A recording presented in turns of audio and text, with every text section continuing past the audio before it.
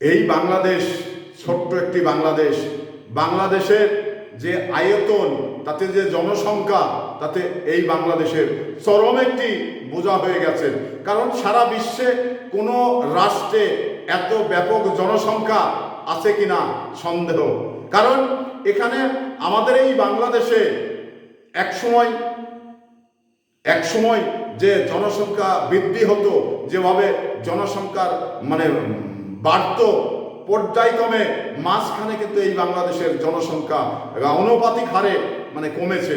কারণ এক সময় কিন্তু ব্যাপকভাবে এই বাংলাদেশের জনসংখ্যা বৃদ্ধি হয়েছে। এখন কিন্তু বাংলাদেশের আয়তন হিসাবে যে মানুষের বসত বাড়ি, মানুষের যে মাথা গোঁজার ঠাঁই, এটা করতে গিয়ে প্রায় আবাদি জমিগুলো নষ্ট হয়ে যাচ্ছে। কারণ আপনারা জানেন, এই সারা বাংলাদেশে যে সমস্ত রোড দিয়ে জমিগুলো ছিল প্রায় বাড়ি হয়ে যাচ্ছে। কেন হচ্ছে? এই জনসংখ্যা বৃদ্ধি হওয়ার কারণে।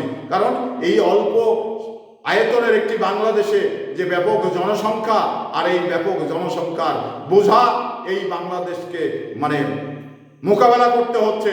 কারণ এই ধরনের জনসংখ্যা কিন্তু অন্য বিশ্বের অন্য কোনো দেশে নেই। কারণ এই স্বল্প আয়তনের একটি দেশে এত ব্যাপক জনসংখ্যা বিশ্বের কোনো দেশে নেই আমি মনে করি। তো সে জায়গা থেকে এই জনসংখ্যা আমাদের নিয়ন্ত্রণ করতে হবে।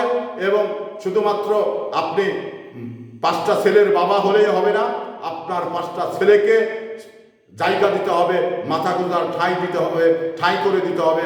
এবং তাকে লেখাপড়ায় শিক্ষিত করে চাকরি বাকরির ব্যবস্থা করতে হবে। লেখাপড়া যদি না হয়, তাহলে তাকে ব্যবসা বাণিজ্য করিয়ে দাঁড় করিয়ে দিতে পারলেই কিন্তু আপনি গার্জিয়ান সফল। আর যদি আপনি দিতে না পারেন, তাহলে কিন্তু আপনি সফল জায়গায় পৌঁছতে পারলেন না।